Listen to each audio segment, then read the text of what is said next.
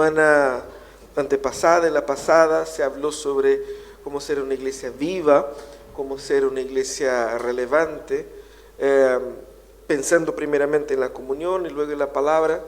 Hoy día nosotros vamos a poner un énfasis en cómo ser una iglesia transformadora. Entonces este domingo y los próximos domingos de septiembre vamos a seguir hablando sobre cómo ser una iglesia transformadora o cómo vivir una vida transformadora en la ciudad.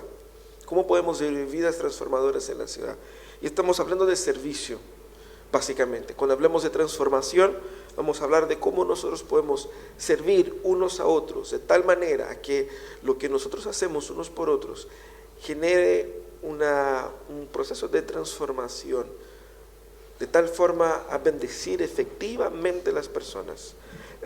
El tema de servicio y transformación está vinculado como parte de nuestra identidad como iglesia. Nosotros, como decimos, somos una iglesia que quiere ser viva, relevante y transformadora. Y para ser una iglesia transformadora, entendemos que nuestro desafío es aprender a servir unos a otros, a través de los ministerios dentro de la iglesia, pero también a través de lo que nosotros hacemos fuera de la iglesia.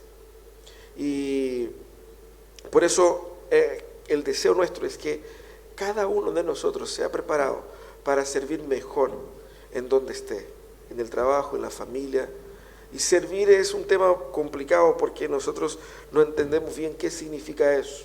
Pero nuestra historia, la historia del cristianismo ha mostrado qué significa. Por eso vemos que el cristianismo en el occidente ha sido pionero en la construcción de hospitales, no solamente la construcción, sino que en el cuidado a los enfermos, a los más necesitados, la construcción y el mantenimiento de orfanatos, hospitales, colegios, dando oportunidad a las personas más necesitadas y cuidando, sea de los pobres, de los necesitados, pero también en la promoción de la educación, de la justicia y todo lo demás.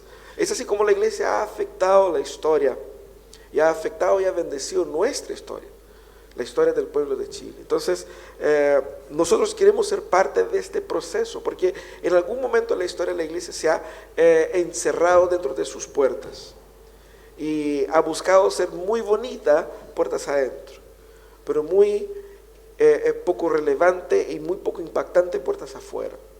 Lo que queremos es que vivamos un tipo de cristianismo que realmente produzca transformación, que produzca un cambio. Pero cuando nosotros hablamos de servicio, mucha gente cuando piensa en servicio en la iglesia, normalmente está pensando en un tipo de actividad por medio de la cual puedo obtener identidad y puedo obtener valor. Es decir, cuando uno se anota en un ministerio dentro de la iglesia, uno espera tarde o temprano ser mínimamente reconocido.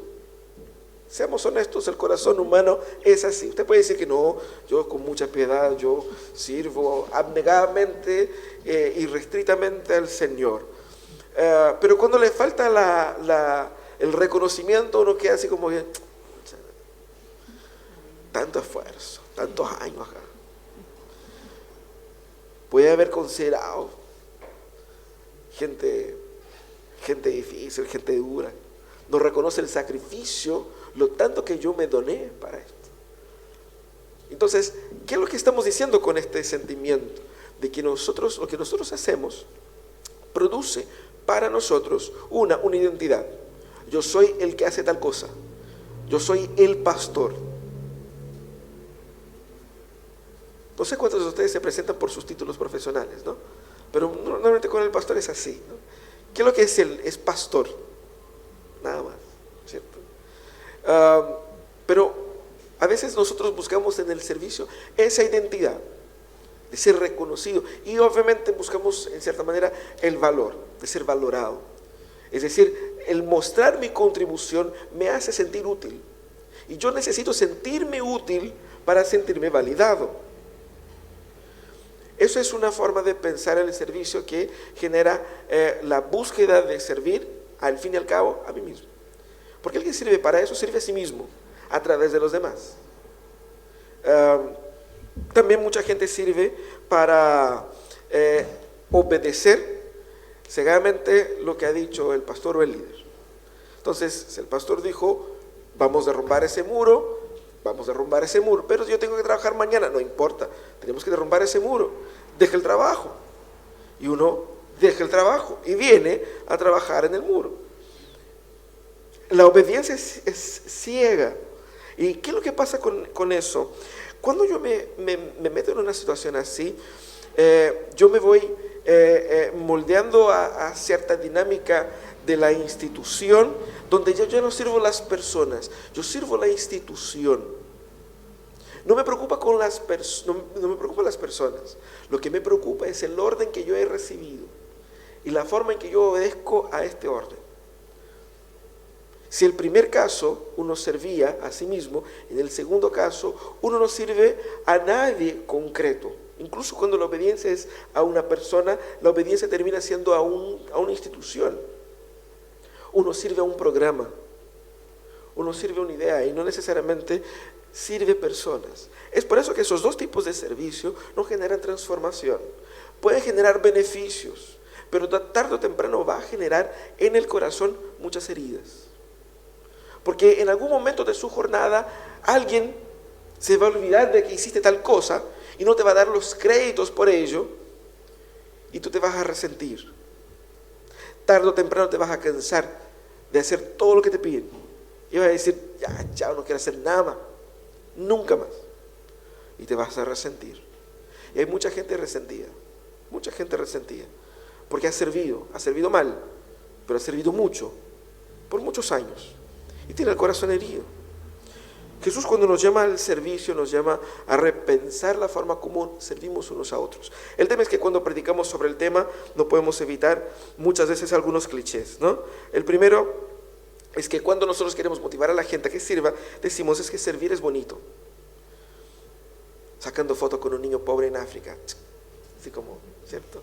Mira, y ahí podemos subir en nuestras redes lo tanto que estamos trabajando, así como, wow.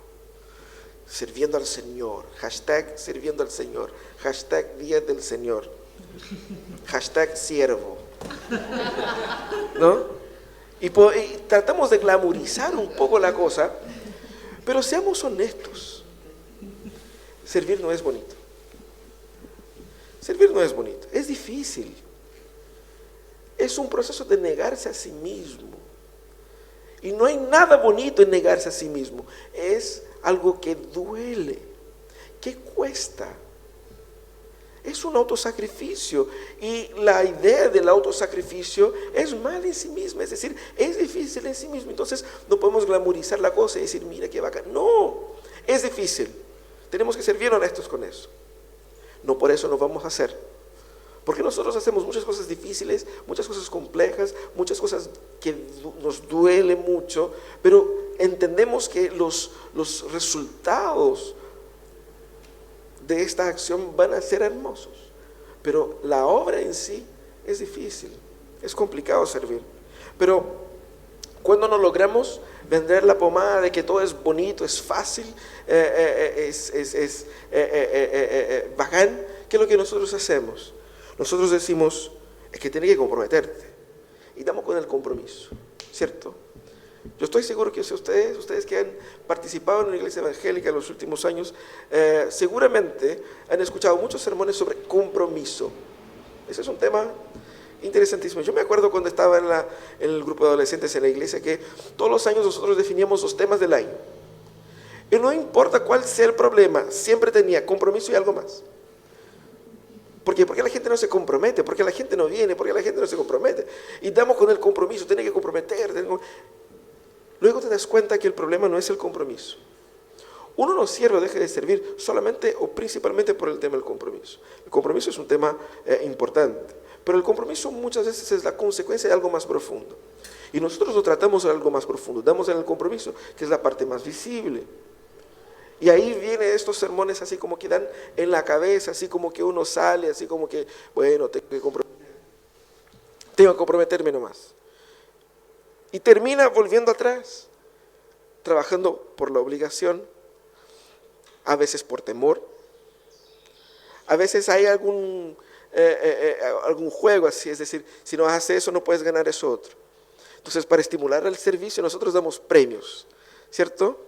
Entonces, si llegas temprano puedes cantar en la alabanza, cosas así, ¿no? Parece tontera, pero existen.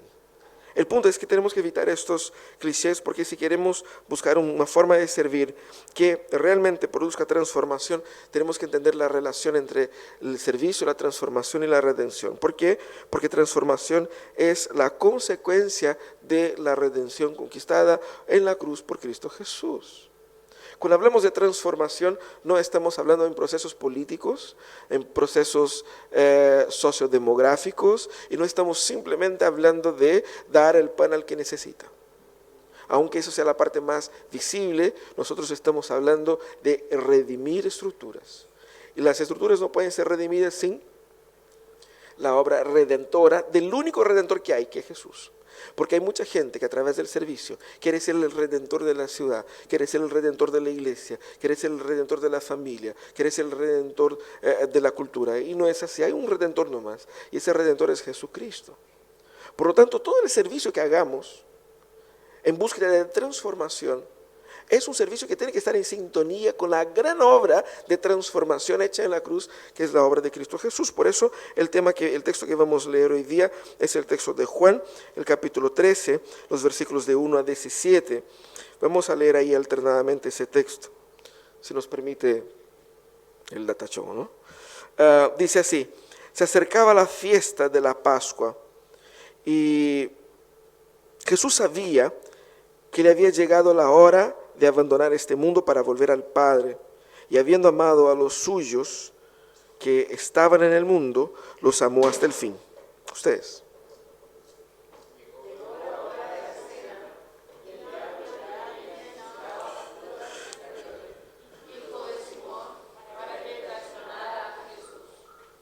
Sabía Jesús que el Padre había puesto todas las cosas bajo su dominio y que había salido de Dios y a él volvía.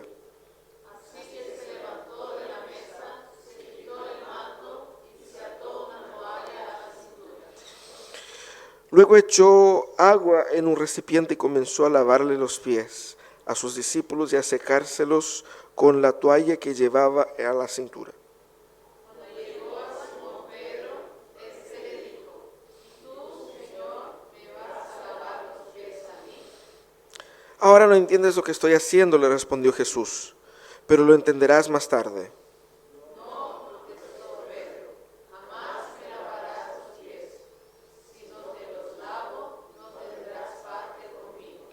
Entonces, Señor, no solo los pies, sino también las manos y la cabeza. El que ya se ha bañado no necesita lavarse más de lo que es, le contestó Jesús, pues ya todo su cuerpo está limpio, y ustedes ya están limpios, aunque no todos. Jesús sabía quién lo iba a traicionar y por eso dijo que no todos estaban limpios.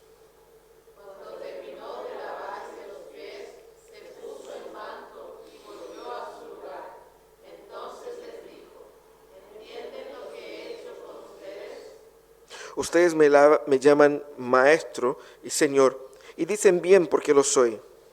Pues yo, el Señor y el maestro, les he lavado los pies, también ustedes deben lavarse los pies los unos a los otros. Les he puesto el ejemplo para que hagan lo mismo que yo he hecho con ustedes.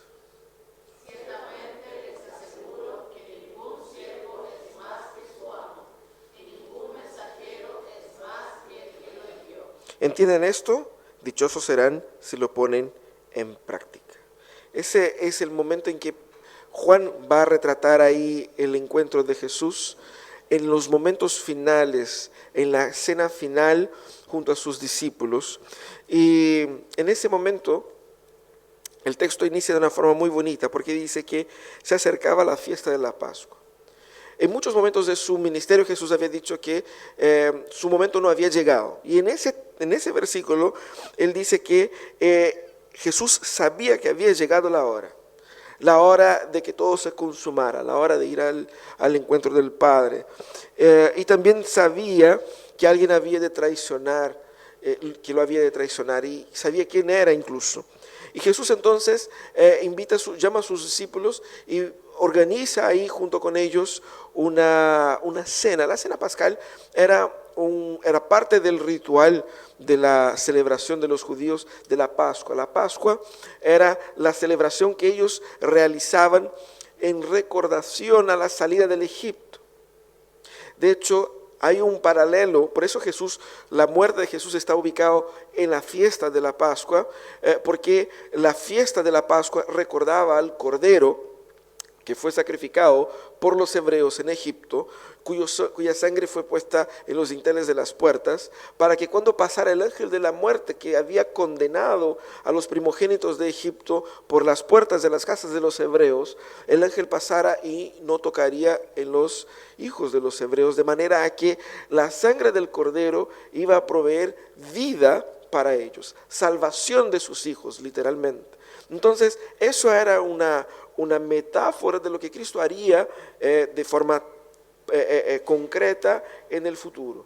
Él efectivamente sería este Cordero para nosotros. Por eso utilizamos esa expresión para Jesús, Cordero de Dios que quita el pecado del mundo. ¿Por qué? Porque efectivamente, recordando el ceremonial de la Pascua, el Cordero que fue inmolado, que fue muerto en lugar de los primogénitos, es Cristo que fue muerto en lugar nuestro para nuestra salvación. Ellos estaban por celebrar esa fiesta y Jesús estaba por ser entregado por sus enemigos a la cruz. Y en ese contexto es donde Jesús, estando ellos reunidos en una sala, ellos estaban ahí listos para comer. Normalmente en esos eventos, la persona que realiza o que recibe, que hospeda la cena, habría provisto de un funcionario, de un siervo, de un esclavo, que iba a hacer el trabajo de limpiar los pies de los visitantes. Ellos habían viajado varios kilómetros desde Betania hasta Jerusalén y ellos estaban ahí ubicados en este local, y seguramente tenían los pies sucios por el polvo del camino. Y era tradición, era cultura de que al entrar en un contexto como ese, en una cena, una fiesta, alguien o incluso una visita a una casa, un funcionario o un esclavo haría la pega de limpiarle los pies, así como lo hizo Jesús. El punto es que los muchachitos, los discípulos, los apóstoles, nadie creía que era inferior lo suficiente como que para limpiar el pie de los demás. Entonces todos pensaban que eran dignos lo suficiente como que para no hacer algo tan humillante. ¿Y qué pasó? Llegan todos se sientan ahí recostados junto al suelo, la mesa era una mesa bien bajita, y están todos ahí calladitos, nadie dijo nada, y de repente el contexto es hermoso, porque dice que Jesús, cuando llega la hora, Jesús, dando consciente de que Él había venido del Padre, de que Él era Dios, de que toda la autoridad se le había sido dada, ¿qué hace Jesús? Se levanta, se para, quita su ropa. No solamente le quita la chaqueta, como uno podría pensar, sino que Jesús saca la ropa y la túnica, quedando solamente con una ropa inferior, o con una ropa más básica, muy similar a la ropa que ocupaban los mismos esclavos cuando servían, y amarra una toalla en la cintura y va a servir a limpiar los pies de los demás. Ese hecho generó un impacto fuerte en los discípulos, y seguramente todos quedaron así como que el tiempo se detuvo, como que nadie osaba decir nada. Y obviamente Pedro, como típico de su naturaleza, va y dice: Señor, pero ¿qué estás haciendo? Fíjese que nadie dijo: no, Jesús, deja conmigo, yo lo hago. Nadie tampoco se ofreció. Pero Jesús empezó a lavar el pie de los discípulos, y Pedro: no, ¿cómo me vas a lavar los pies? No permito eso. No era un acto de orgullo, sino que un acto incluso de reconocimiento de que Jesús era demasiado grande para lavarle los pies. Y Jesús le da muestra en ese momento de lo que le está haciendo. Era mucho más que una respuesta a una circunstancia de necesidad práctica, sino que Jesús lo que estaba haciendo en ese contexto era simbólico, era pedagógicamente especial. Y el hecho de lavar para el hebreo estaba profundamente asociado a la idea de la purificación, que era exactamente lo que Cristo haría en la cruz.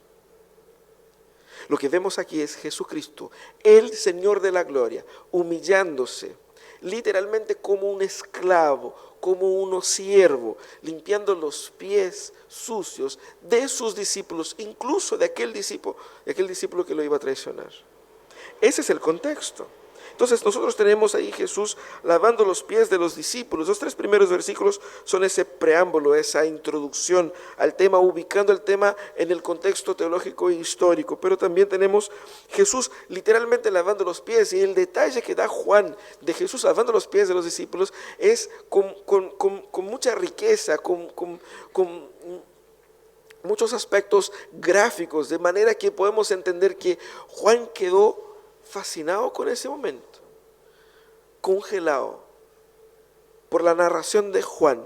Casi podemos escuchar el ruido del agua tocando el fondo del recipiente en el cual Jesús lavaba, y en un silencio sepulcral Jesús lavando el pie de sus discípulos. Pero ahí vemos la discusión con Pedro, y Pedro no entendió lo que Jesús estaba haciendo, y muy alterado dijo: no me vas a lavar los pies. Y Jesús dijo algo muy interesante: si no te lavo los pies, no tienes parte conmigo. Porque no es que el ceremonial en sí era simbólico a lo suficiente, sino que el lavar los pies apuntaba a un lavamiento futuro. Era un símbolo de ello, era un recordatorio de ello. Es decir, si tú no me permites lavarle los pies, ¿qué pasa cuando tenga que morir por ti? Si es mucho que te lave los pies, ¿cómo aceptarás que yo vaya a la cruz por ti? Fíjense lo grave que es.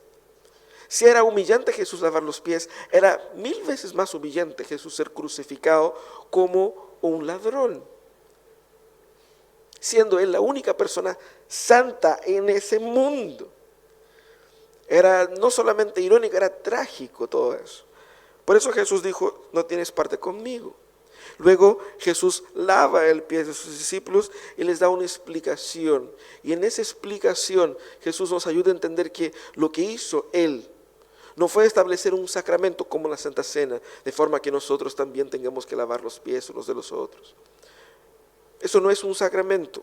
Jesús lo hizo una sola vez, y no hay ningún registro de que los discípulos hayan replicado eso en otros momentos de forma ceremonial. No, lo que Jesús hizo fue una verdadera parábola viva. En vez de contarles una parábola, Él la representó para enseñar 2 cosas: que es únicamente por la purificación conquistada en la cruz, y con la purificación conquistada en la cruz, que nosotros tenemos algo de esperanza en esa vida. Y lo segundo, para mostrar que nosotros somos miserables. Nadie es más importante que nadie. Por lo tanto, nosotros podemos y debemos humillarnos unos al otro en servicio.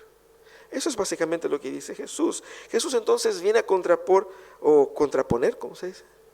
¿Contrapor o contraponer? Contraponer las ideas, los mitos con relación al servicio y con relación a la humildad, presentando la verdadera humildad. Porque cuando uno piensa en una persona humilde, uno piensa en una persona, normalmente una persona que tiene un aspecto pobre, ¿sí o no? O que sea efectivamente pobre. O cuando alguien es pobre, uno dice: es muy humilde, ¿no? Es pobre, no tiene plata. A veces es muy orgulloso, pero simplemente no tiene plata, no tiene nada de humilde, ¿no? Jesús viene entonces y presenta la verdadera humildad y la relación de esta con el servicio. ¿Cómo podemos estar libres de las formas de servicio que vimos antes sobre servir a nosotros mismos a través de los demás, o servir a la institución en vez de servir a las personas? ¿Cómo Jesús relaciona la humildad y el servicio? Y vemos en ese texto que Jesús, cuando habla de humildad y servicio, Él apunta directamente a la obra de la cruz. La esencia de la humildad está en el Evangelio. Porque, ¿qué es lo que es el Evangelio? El Evangelio es el Señor de la gloria, el Rey de los reyes, el Señor de los señores, el Creador del universo. Él se hizo no solamente ser humano como son los seres humanos, no solamente caminó como los seres humanos, pero fue humillado y fue el menor de entre sus hermanos, sirviendo a estos seres humanos, no solamente de formas contundentes como en la cruz, pero en formas tan gráficas como lavando los pies de sus discípulos, incluso el discípulo que lo iba a traicionar.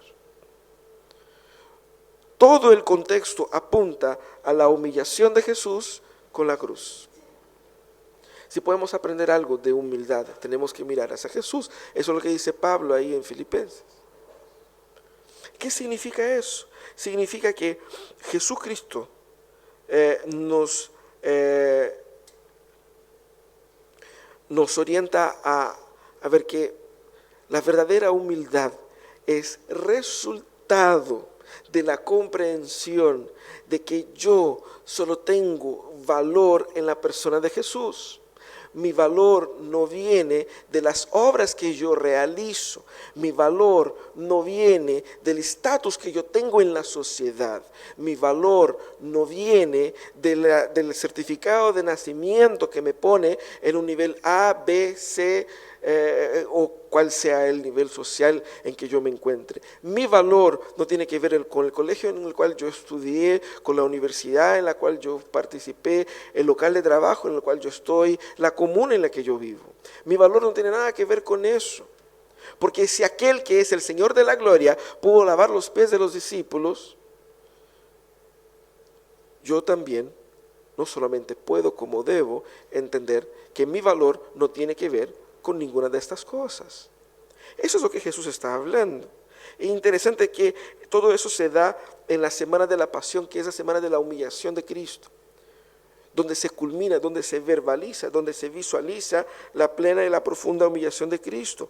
Al asumir quién Él era en el texto, Jesús está mostrando que desde lo alto del cielo es que Él se humilla. Él no se humilla por confusión de su identidad. Él no se humilla como que para conquistar o para reforzar su identidad. Él se humilla pese a ello. Y lo más interesante de todo eso es que cuando Jesús lava los pies de los discípulos, Él está realizando una obra de purificación bastante gráfica. Pero no era la purificación propiamente tal. Él no estaba purificando a los discípulos a través de este ceremonial. Pero Él estaba apuntando a la verdadera purificación. Es por eso que vemos que Jesús había lavado los pies de Judas, sabiendo que lo iba a traicionar. Pero aún así Judas no recibió la verdadera purificación, el verdadero perdón de los pecados. Fíjense que ¿de qué nos viene a librar Cristo? De los pecados. ¿Cuál es la esencia del pecado? Es el orgullo. Es por eso que C.S. Lewis va a decir que el orgullo es el verdadero estado ante Dios en la mente. El orgullo es el pensamiento más diabólico, o la postura más diabólica que el ser humano puede tener, porque es el orgullo que hizo con que el diablo fuera diablo. Y el orgullo, como hemos dicho aquí otras veces, es el único pecado que no es gregario. Todos los pecados son gregarios, son comunitarios. La gente se une para hacer un montón de cosas malas. La gente comparte sus tonteras. Pero el orgullo ofende, sobre todo a los demás orgullosos. Por lo tanto, nosotros vemos que cuando Jesucristo se humilla, confrontando a los orgullosos siervos que Él tenía ahí, Él nos muestra que nosotros somos tan orgullosos como esos discípulos. Que nosotros somos tan soberbios como ellos. Por más que podemos pensar, no, Jesús, nunca me lavarás los pies. Así como podemos decir, yo nunca haría eso como Pedro. Yo nunca negaría a Jesús. Yo nunca traicionaría a Jesús. Lo que pasa es que Jesús sabe que nosotros sí lo negaríamos, que nosotros sí lo traicionaríamos. Jesús sabe que nosotros sí lo abandonaríamos. Por eso nos salva, exactamente por eso. Cuando nosotros hablamos de humildad vinculada al Evangelio, yo tengo que entender que si el Evangelio no me hace humilde, lo suficiente como para servir como un esclavo a cualquier persona, yo no he entendido el Evangelio. Porque ¿qué es lo que hace el Evangelio? Me hace entender mi verdadero valor. Si mi valor está en Cristo, si mi valor está en la cruz, es porque esa cruz apunta a mi miseria y mi nueva vida. Luego no depende de lo que yo hago, ni donde yo he nacido, sino que única y solamente de la obra que Cristo conquistó para mí. Así que la motivación para que vivamos humildemente debe estar en la obra de la purificación de Cristo por nosotros. Pero también es interesante que Jesucristo va y aplica eso a los discípulos, donde dice, mira, ustedes han visto lo que he hecho, ¿no? Ustedes me llaman de Señor y Maestro. Y lo dicen bien porque sí lo soy. Ahora, si yo que soy el Señor he lavado los pies de ustedes, con mayor razón ustedes deben lavar los pies de unos de otros. Porque lo que Jesús estaba criticando en ese contexto era que los discípulos, nadie se consideraba inferior lo suficiente como que para lavar el pie de sus pares. Fíjense que Jesús no es par de ellos. Jesús está por sobre ellos, muy por sobre ellos. Lo que Jesús dice es, si yo que soy superior a ustedes, les he lavado los pies, mucho más ustedes que son pares unos de otros. Pero lo interesante es que Jesús apunta eso para una dinámica comunitaria. Jesús no les pide, ahora me laven los pies a mí. Sería lo natural, ¿no? Yo he lavado los pies a ustedes, ustedes me lavan a mí. Sino que no, les he dado el ejemplo para que hagan ustedes entre ustedes mismos. Jesús estaba preparando a sus discípulos para lo que iba a venir. Por eso que cuando Pedro dice, no me va a lavar los pies, nada de eso, Jesús dijo, ahora no entiendes lo que estoy haciendo, pero lo entenderás después. Después, no cuando Jesús explica acá, después cuando venga la muerte y resurrección de Jesús, cuando venga la venida del Espíritu Santo, ahí ellos entenderían qué es lo que significa eso, y de hecho entendieron. Porque cuando vemos a Pedro, Pablo, a todos los discípulos llenos del Espíritu Santo, sirviendo unos a otros con un amor sacrificial, vemos exactamente lo que Jesús enseñó acá. Ellos estaban entregando sus vidas para bendecir y servir a otros, con sus recursos, con su tiempo, con sus dones. En otras palabras, ellos solo fueron capaces de servir como Jesús sirvió, porque la obra de Jesucristo en ellos fue real y porque ellos estaban experimentando de la presencia y de la plenitud del Espíritu Santo. Por lo tanto, nosotros no podemos pensar que la iglesia es un tipo de ONG, que la gente tiene buena voluntad y se une porque simplemente son gente buena. No es así. La iglesia es una comunidad de gente mala, gente orgullosa, gente que piensa solamente en sí mismo, incluso cuando viene a Cristo. Pero es Cristo quien transforma a estas personas en personas que por mirar a Cristo aprenden a amar. Y por la obra del Espíritu Santo viven el amor. Y se humillan unos a otros, sin esperar el reconocimiento, sin esperar la alabanza a su nombre. Y el problema es que Jesucristo apunta al servicio unos a otros. Y el tema del servicio unos a otros implica en que si yo sirvo a mi par, yo me pongo por debajo del que está al mismo nivel que yo. Y eso duele. Por eso, como dije al inicio, no es bonito. Vemos a Jesús lavando el pie de los discípulos. Decimos, qué bonito. No es bonito. Es simbólico. Es teológicamente hermoso, pero humanamente hablando, huele mal. Uno se ensucia las manos. Uno se ensucia la ropa. Uno se compromete con cosas, con sacrificios. Fíjense que después de todo eso, de lavar el pie de los 12 discípulos, Jesús iba a comer con las manos. Es por eso que solamente eso hacían los siervos. Y ellos no tenían alcohol gel, ¿no es cierto? Jabón Dove, como que permítame que voy a lavar las manos, esterilizar. Después de lavar el pie de 12 muchachos.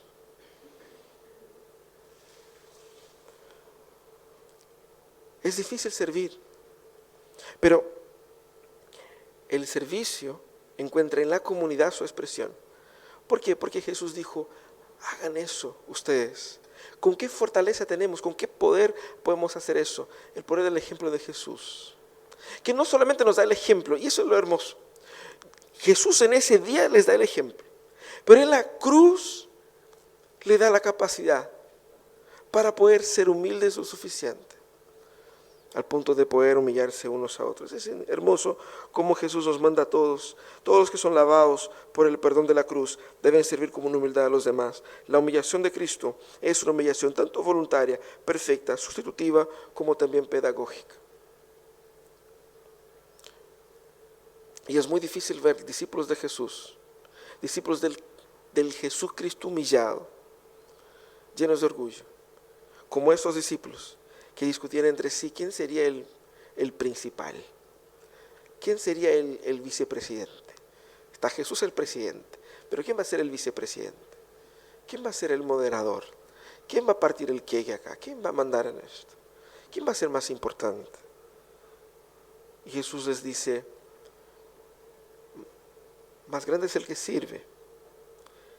¿Qué debemos hacer entonces? Nosotros debemos hacer 3 cosas básicamente. Primero, si te cuesta servir, si te cuesta esa experiencia de humillarse,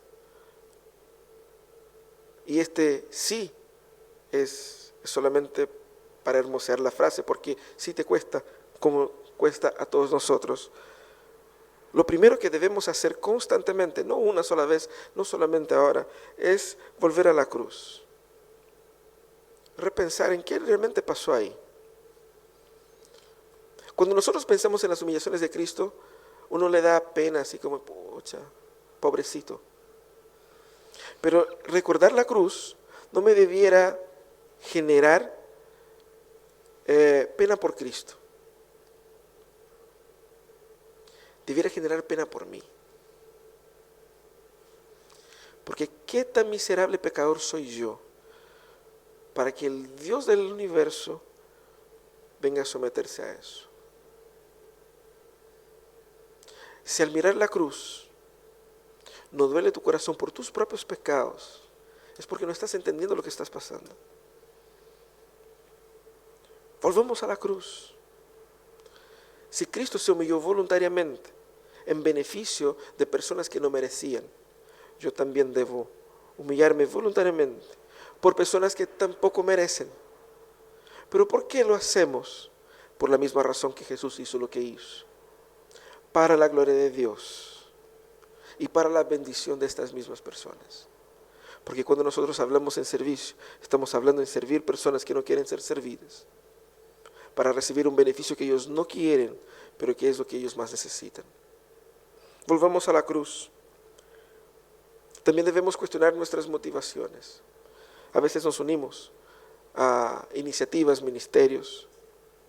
A veces soñamos con proyectos, con cosas, queremos hacer cosas para Dios en el mundo. ¿Por qué? ¿Será que queremos mostrar que somos, cuán bacán nosotros somos? Y a veces surgen modas por ahí, de aquí, de allá, y queremos unirnos a esa moda y encontrar una forma de encajar la moda con la iglesia y decir, nosotros podemos hacer tal cosa, solamente para estar en la moda. No hay una real preocupación con la gente. No hay una real intención de servir personas. A veces queremos servir la institución, queremos hacer el nombre de un proyecto, el nombre de un programa, el nombre de una iglesia, mi propio nombre. Pero nunca pensamos en la persona que será servida, en la transformación que la persona experimentará. Debemos volver y cuestionar nuestras motivaciones. Pero nosotros debemos, en el tema del servicio y de la humildad, debemos ser muy prácticos, muy prácticos. Tenemos que tomar la iniciativa. Tenemos que tomar la iniciativa. A veces estamos teorizando mucho, cuán bonito sería, cuán hermoso, pero se habla mucho y se hace poco. Se proyecta mucho y se concreta poco. Y eso es muy sencillo. Jesús simplemente se levantó, puso la toalla y empezó a lavar los pies. Él no hizo un sermón, un mensaje, una charla, una exhortación, no retó a los discípulos, nada. Él se levantó y empezó a lavar el pie de los discípulos. No le preguntó nada a nadie. Él simplemente empezó a servir. ¿Qué te falta servir? Simplemente tomar la iniciativa. A veces Dios te muestra una situación y que necesita un cambio. Te duele tu corazón por eso. Y uno, ¿qué es lo que piensa? Necesito llamar a otras personas para que hagan algo aquí. Cuando el llamado ha sido para ti, toma la iniciativa. Sirve. No vas a tener ningún crédito. Después de terminar eso, que su nombre sea borrado, que la gente se olvide de ti. Porque el propósito no es que su nombre sea recordado. Dejar un monumento, una placa, un letrero con aquí se construyó, aquí construyó tal persona, tal cosa. No saque fotos de las bendiciones que haces a otros. Porque el Señor ve. Y las personas son bendecidas. Que las personas se queden con el Señor y con la bendición. Y que se olviden de nosotros. Somos siervos. Eso somos. Eso es lo que el Señor espera de su pueblo. Tomemos la iniciativa de ser humildes como Jesús nos enseñó. Vamos a orar. Amado